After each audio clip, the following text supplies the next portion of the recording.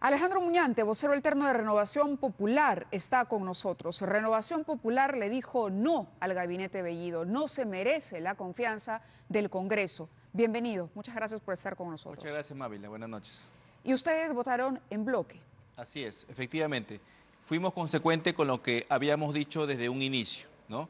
Nosotros le requerimos públicamente al señor Bellido, al presidente Castillo, que cambie a los ministros cuestionados para que el voto de la confianza no tenga mayor resistencia.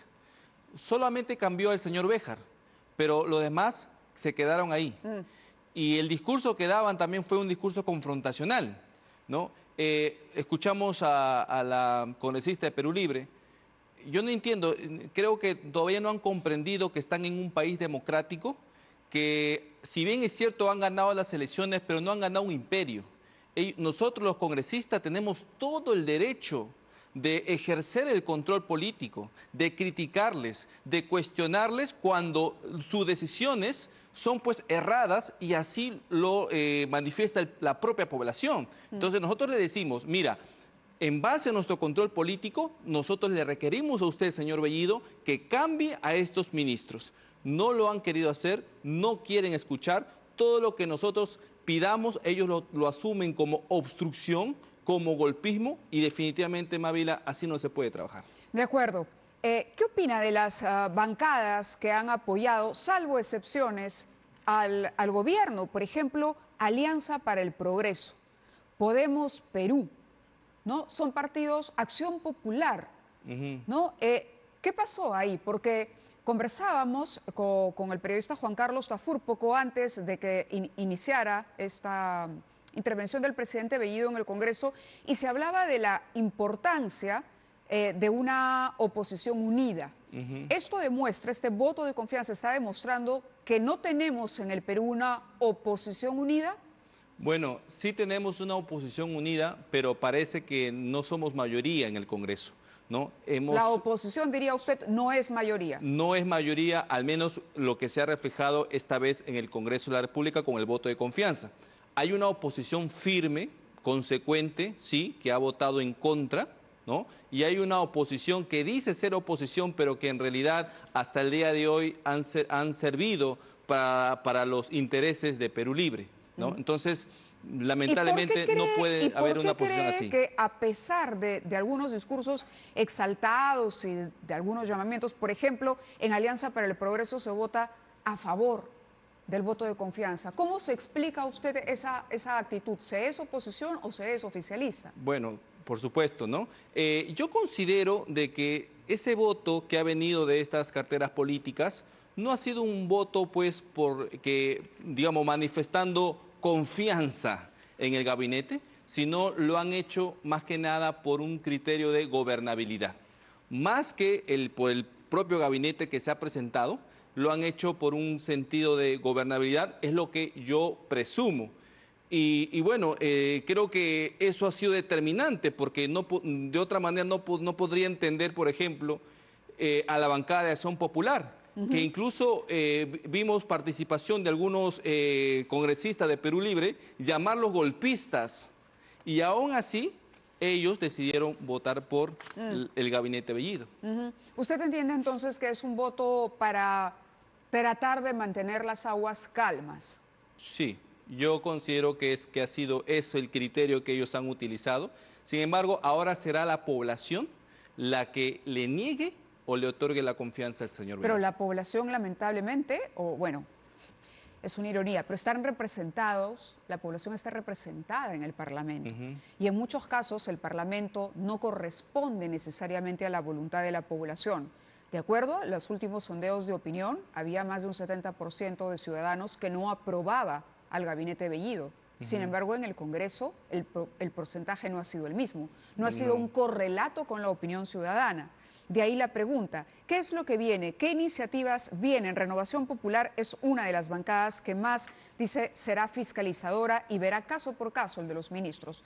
¿Hay un plan ya para llamar a los ministros? Bueno, sí, nosotros hemos dicho de que, no les hemos dicho ahora, le hemos dicho ya hace varias semanas atrás, de que procederemos con la interpelación, sino la censura de los ministros cuestionados, como por ejemplo el señor ministro de Trabajo, ¿no? Quien negó de todas sus formas que tenía vínculos, de haber tenido vínculos, ¿no? con grupos ligados a la subversión, y eso ya se sabe que hoy pero no sí van a ha tener los participado votos. dentro Yo le de diría estos grupos. que son un poco ingenuos porque no van a tener los votos. Fíjese usted, en el voto de confianza han tenido 73.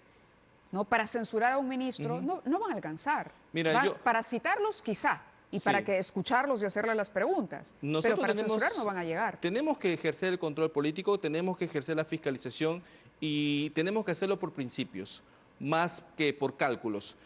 Yo apelo al criterio de conciencia de mis colegas congresistas al momento en que esto se decida, porque muchos de ellos que incluso dieron la confianza dijeron de que no estaban de acuerdo con ese gabinete, ¿no? Pero a pesar de eso le dieron la confianza. Entonces yo le tomo la palabra a mis colegas para que el día que tengamos que discutir esto de la censura a estos ministros cuestionados, entonces sean consecuentes con lo que han dicho y voten a favor de la censura. Pero me preocupa, Mávila, que esto esté ahora siendo asumido por el señor Bellido, el premier, como una amenaza y nos increpa y nos dice ahora que si nosotros no lo dejamos trabajar, nos plantearía la cuestión de confianza. Sí. Esto es una amenaza abierta al Congreso. Eso demuestra que no quieren fiscalización, que no quieren que el Congreso haga su trabajo de control político. Evidentemente esto va en contra de los criterios democráticos.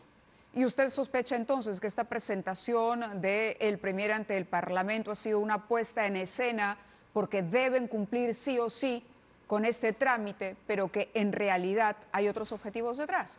Por supuesto, ¿no? Nosotros hemos dicho que la propia conformación de este gabinete es una provocación directa al Congreso. Ellos tienen que entender de que están en un Estado democrático, que la confianza se gana, no se impone, ¿no? Y tienen que demostrar con su trabajo que realmente esta confianza valió la pena.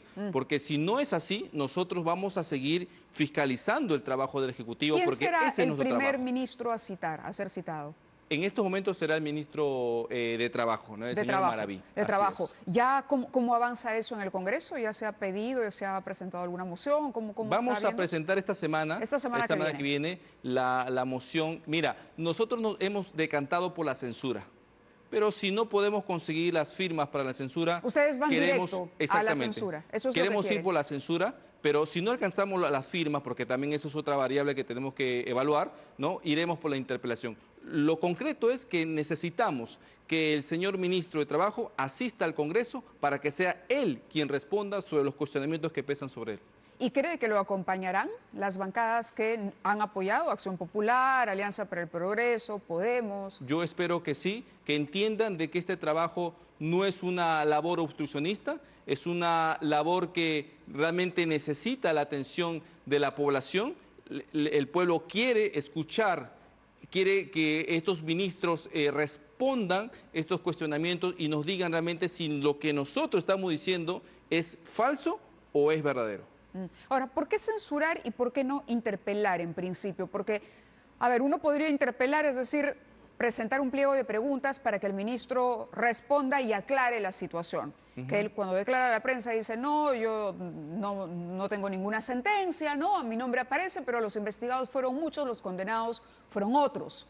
En ese caso, ¿por qué no empezar citándolos para que hagan los descargos y la población también pueda públicamente escuchar? Hay ciertos hechos que nosotros consideramos que no hay respuesta válida frente a lo que se ha podido evidenciar. Por ejemplo, el señor ministro de Trabajo señaló, ¿no?, con anterioridad que él no tenía ningún vínculo con estos grupos subversivos.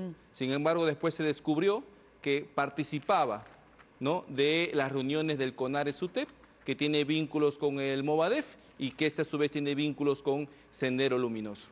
Esa evidencia, pues, ¿qué nos podría decir? ¿Que fue su clon? ¿Que fue su hermano gemelo?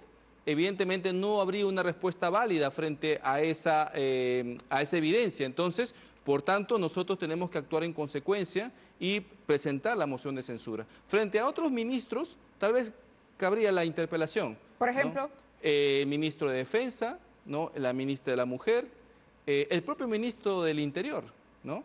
Pero creo que con el ministro de Trabajo es insalvable su situación. cree que es insalvable. Así es. Insalvable porque en este caso ya los vínculos estarían para ustedes demostrados. Por supuesto, hay una imagen, bien dice que las imágenes valen más que 1000 palabras. Está la evidencia ahí puesta, nosotros tenemos que actuar en consecuencia de eso, ¿no?